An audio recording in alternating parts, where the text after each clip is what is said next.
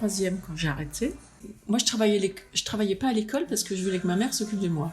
Donc, je suis partie en internat dans l'Oise, où du jour au lendemain, tout d'un coup, je suis rentrée toutes les 6 semaines. Aux vacances scolaires. J'ai passé 3 ans là-bas. Après, j'ai vendu des fruits et légumes. J'étais à l'île d'Oléron pendant 6 mois dans une caravane. Je faisais du surf. Je bossais dans une maison de la presse à mi-temps. Enfin bon, voilà. Il fallait vraiment que je fasse quelque chose de moi. Donc, je me suis dit, infirmière, pourquoi pas. Voilà, je vais essayer. Je me suis présentée au concours d'entrée et pouf, je l'ai eu.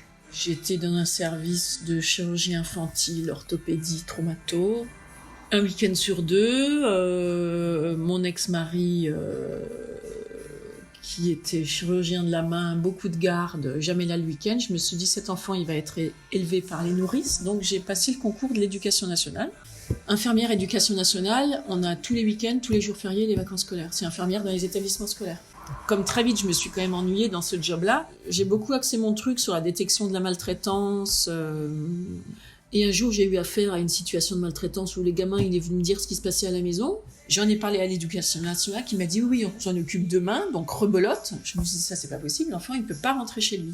Donc, j'ai fait ce qui était interdit. J'ai appelé la brigade des mineurs, protection de l'enfance, police. Et le gamin, il a été cherché à la sortie de l'école par la police. Donc moi, j'ai été convoquée, on a menacé de me radier, puis finalement, on a menacé de me mettre un blâme.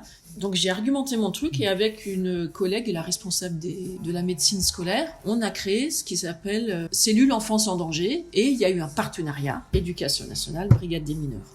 Ça a commencé par l'Académie de Strasbourg et maintenant, toutes les académies en France ont ce système-là, quoi. Je pense que c'est une chance d'habiter en France, oui. Au niveau santé, au niveau social, au niveau culturel, au niveau paysage, diversité des paysages, au niveau scolaire, je dis pas. Voilà. Parce qu'il y a une grosse faille.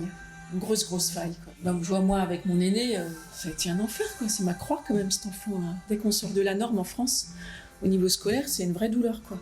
Qu'on soit en avance ou en retard, ça fait pas si longtemps que ça que je pleure pas 3 fois par semaine à cause de cet enfant qui a été maltraité par l'institution, quoi. À cette institution qui dit un enfant brillant qui est tête de classe qui dit moi je l'ai vécu, hein, qui dit moi j'aimerais être charpentier ou moi j'aimerais faire l'école hôtelière, et à qui on dit mais c'est pas possible, tu vas pas faire ça, tu vas pas gâcher ta vie à faire, c'est pas possible, quoi. Cette institution qui dit que l'artisanat c'est pas bien, que les cycles courts c'est pas bien, que les petites études c'est pas bien, mais je suis scandalisée par ça, voilà. En France, on n'a pas le droit d'être brillant de ses mains pour gagner sa vie. Il faut être brillant du cerveau. Et ça, c'est...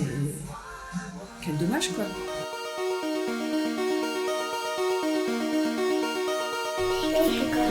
Les Français ne sont pas... Les Français se mettent en colère facilement. Les Français ne respectent pas l'effort de...